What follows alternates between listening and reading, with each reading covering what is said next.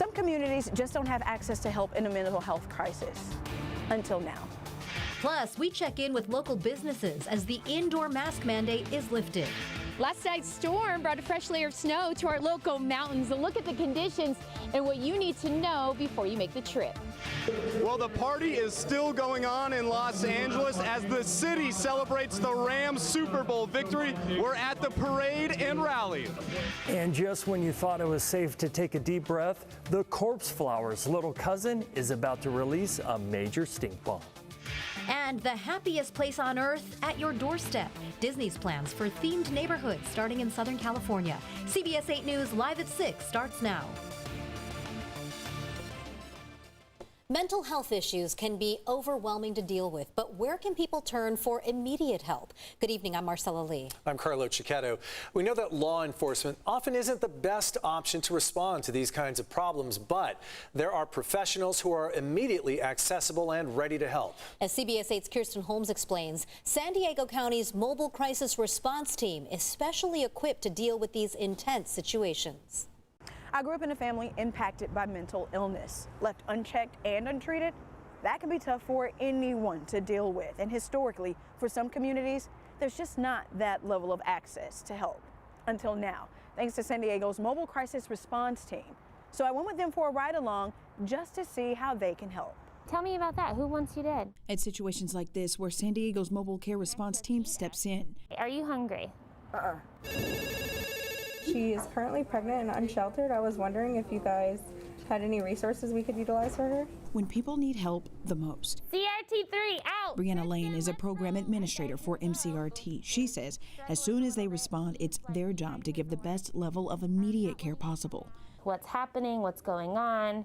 What kind of led to this place? What do you need to help get out of this place? So the fear is that maybe, she has the potential to harm herself behind the door. We provide a immediate crisis response to someone who is off their baseline, experiencing a mental health or substance use crisis. I'd like to eventually talk to the referring party. After that, we will follow the individual for post 30 days from the intervention. MCRT, this is Lauren. MCRT's response team is made up of 3 people, a licensed clinician who's able to help in mental health crisis, a case manager who can help coordinate care after the call, and a peer specialist who has first-hand experience with these types of situations. Because if they don't connect with one of us, there's a good chance they might connect with the other 2.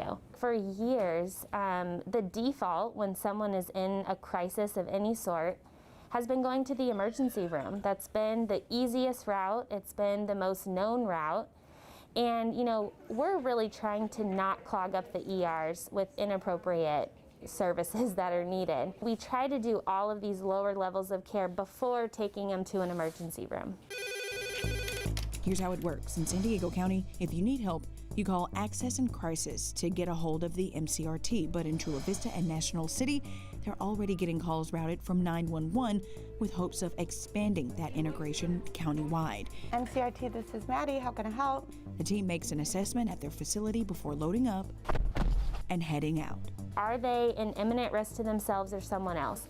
Is there a medical reason that they would need EMS services first?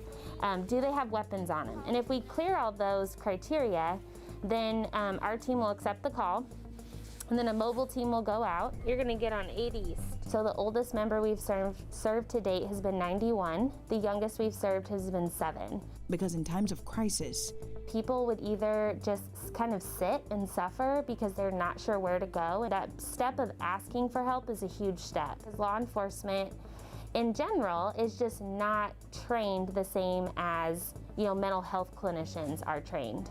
Oh, here, do you need one of these? Brianna says every call can be seen as a success because we were just able to make contact, meet him where he was at, and let him know that we're available. Sometimes it takes a few contacts, to really plant that seed and get them motivated to actually pursue change. Sometimes it's not a home run, but it's a single, and it's all helping to build communities, right? They're going to get you set up with transportation to be taken directly to your housing, okay? And right now, they just want people to know that they are there when you need them. We're in purple, we stand out, we look different, but You know, just getting our name out in the community and seeing that we show up, we have snacks, we have a teddy bear. We'll get you your medications there at the independent living home, okay? Okay, all right, thank you. Bye, Roberto. Stand out in a positive way where people would feel that we're approachable to come to if they needed help or questions. Kirsten Holmes, CBS 8. Thanks, Kirsten. The mobile crisis response team is provided as a service across San Diego County. It's their goal to be reached just by dialing 911 from anywhere in the county outside of National City and Chula Vista soon. But until then, you can call this number, and you might want to write it down if you know a family member who may be in mental health crisis or have a substance abuse problem. 888-724-7240. That's 888-724-7240.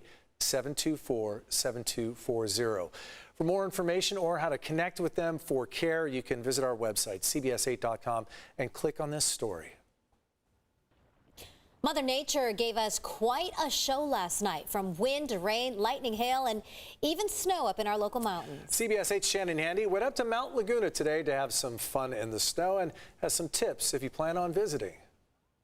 This is the first significant snowfall since around New Year's, and while the storm did make road conditions dangerous and force the closure of some schools, for the most part, people we spoke to say it's a nice change.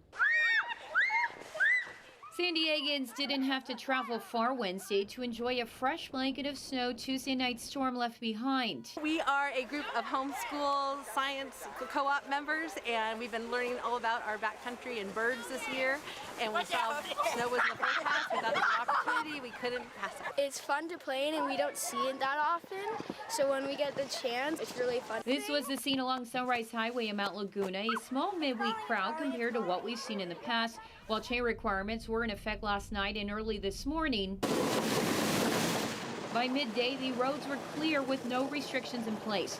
Still, though, the conditions did force some school districts to shut down for the day. Among them, both the Julian Elementary and high school districts, as well as Spencer Valley. Meanwhile, Warner Unified had a 2-hour late start. This is, of course, quite different from the warm and dry conditions that have stuck around for a while now. Visitors we spoke with say it's a real treat. It's great powder, great snow for the kids. We're out doing a little sledding. It's beautiful. It's a welcome sight for local business owners as well, in more ways than one. Economically, it helps, yes, and it's going to be a terrible summer if we don't get some moisture in these trees, so it's a good thing for the fire for this summer, too. The temperatures are warming up, so keep that in mind. If you plan to come here tomorrow, there may not be much snow left. Also, if you pull over and go sledding, you need a permit. You can get those at any of the local businesses or online. And finally, this is something that locals always want to remind visitors: take your trash with you when you go home.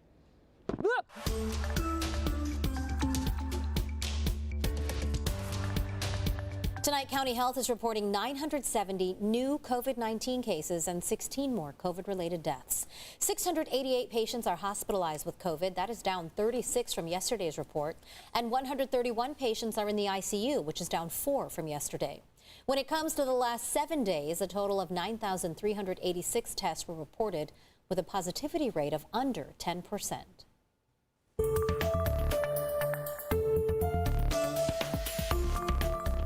California's mask mandate was lifted for fully vaccinated people today. But masks are still required for certain indoor settings and in schools. However, San Diego Unified is now allowing students to take off their masks outdoors. CBS 8's Heather Hope has reaction from National City, where some people are happy to drop the masks and others aren't yet ready to give them up.